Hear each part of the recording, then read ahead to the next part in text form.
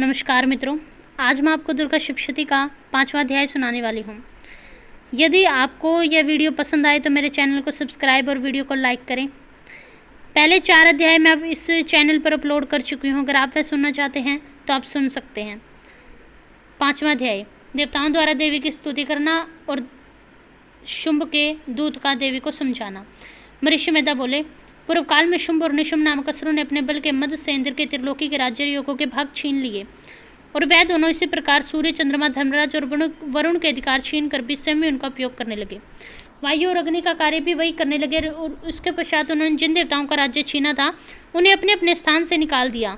इस तरह से अधिकार छीने हुए तथा दैत्यों द्वारा निकाले हुए देवता माँ अपराजिता देवी का स्मरण करने लगे कि माता ने हमको वर दिया था, मैं तुम्हारी संपूर्ण विपत्तियों को नष्ट करके तुम्हारी रक्षा करूंगी।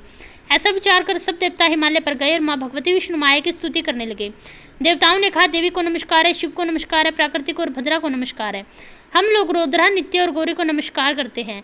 ज्योत्सना में चंद्र रूपिणी व सुख रूपा देवी को निरंतर नमस्कार है। शरणागतों का कल्याण करने वाली वृद्धि और सिद्धि रूपा देवी को हम बार बार नमस्कार करते हैं। और नेत्री की राजाओं की लक्ष्मी तथा सर्ववाणी को नमस्कार है।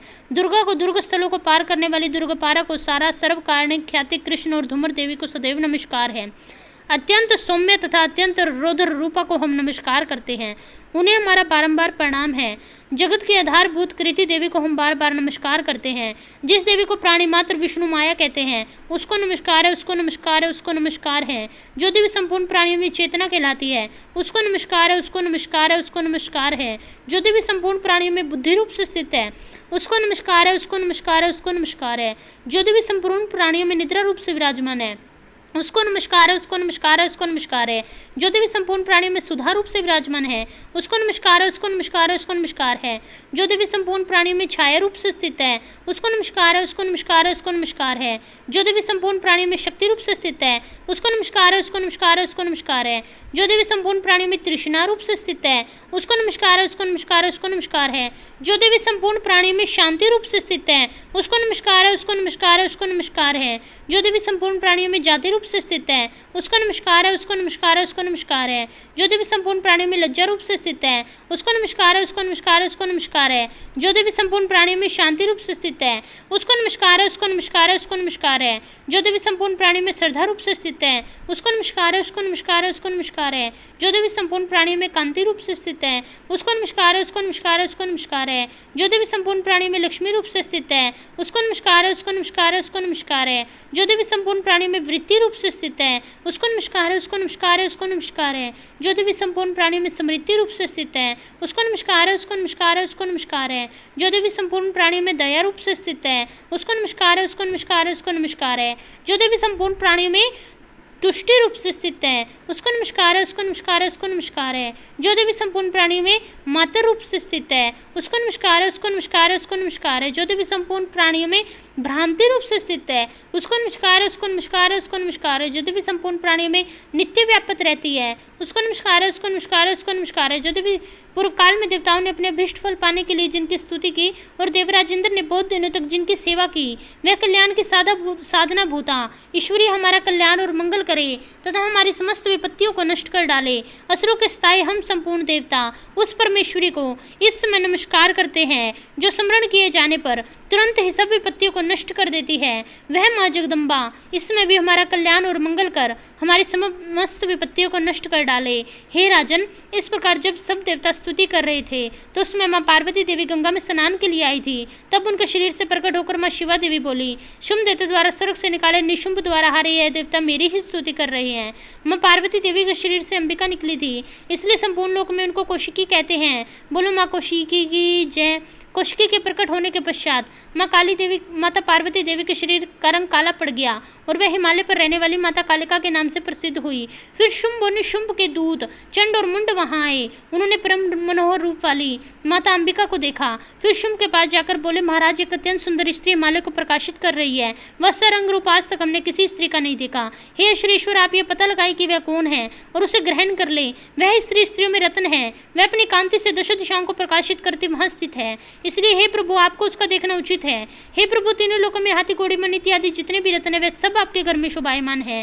हाथियों में रत्न रूपी रावत हाथी और उच्चेश्वरा नामक घोड़ा जो आप इंद्र से ले आए हैं। अंशों से जूता विमान जो कि ब्रह्मा जी के पास था वह भी आपके पास है। और यह मापक नामक खजाना आपने कुबेर से छीना है। समुद्र ने सदा आपको खिले हुए फूलों की किंचकिली नामक माला दी है। और वरुण के कंचन की वर्षा करने वाला छत्र भी आपके भ्राता निशुंभ के पास है। और रथों में श्रेष्ठ प्रजापति का रथ भी आपके पास है। हे दैत्येंद्र, मृत्यु सुदकांतिता नामक शक्ति भी आपने छीन ली है। और वरुण का पाश भी आपके भ्राता निशुंभ के पास ही है। और समुद्र में पैदा होने वाले सब प्रकार के रत्न भी आपके भ्राता निशुंभ के अधिकार में हैं। अग्नि में न जल सके ऐसे 2 वस्त्र भी अग्निदेव ने आपको दिए हैं। हे दैत्यराज, इस प्रकार आप सारी रत्न रूपी वस्तुएं संग्रह कर चुके हैं, तो फिर आप यह कल्याण में स्त्रियों में रत्न रूपी स्त्री को क्यों नहीं ग्रहण करते।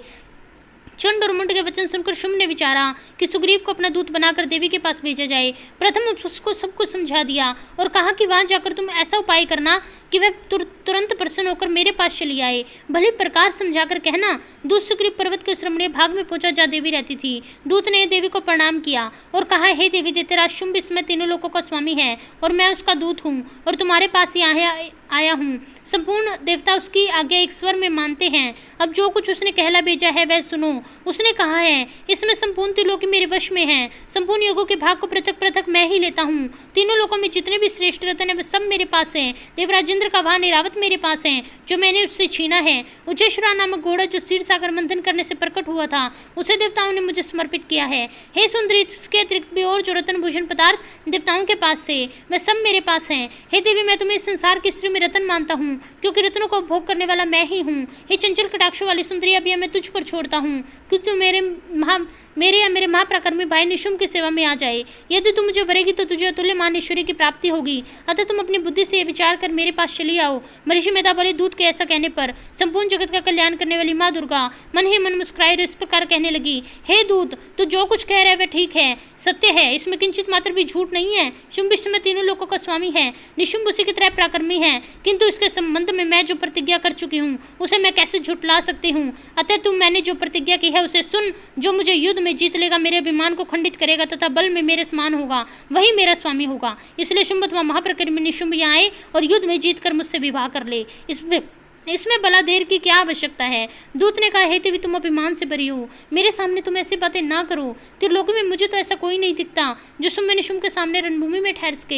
हे देवी, जब अन्य देवताओं में से कोई शुंभ निशुंभ के सामने नहीं ठहर सका तो फिर तुम कैसे ठहर सकोगी। जिन शुंभ आदि स्त्रियों के सामने इंद्र आदि देवता नहीं ठहर सके तो फिर तुम जैसे अकेली स्त्री उनके सामने कैसे ठहर सकोगी। अतः तुम मेरा कहना मानकर उनके पास चली जाओ, नहीं तो जब भी तुम्हारे केश पकड़कर घसीटते हुए तुम्हें यहाँ से ले जाएंगे तो तुम्हारा गौरव नष्ट हो जाएगा। इसलिए मेरी बात मान लो। देवी ने कहा, जो कुछ तुमने कहा ठीक है। शुंभ और निशुंभ बड़े बलवान है, लेकिन मैं क्या कर सकती हूँ।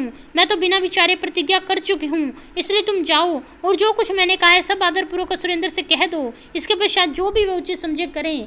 बोलो दुर्गा माता की जय। यदि आपको यह वीडियो पसंद आए तो मेरे चैनल को सब्सक्राइब और वीडियो को लाइक करें। इसी तरह के और अध्याय सुनने के लिए हंसते रहें, मुस्कुराते रहें, अपने और अपने परिवार वालों का ध्यान रखें। धन्यवाद।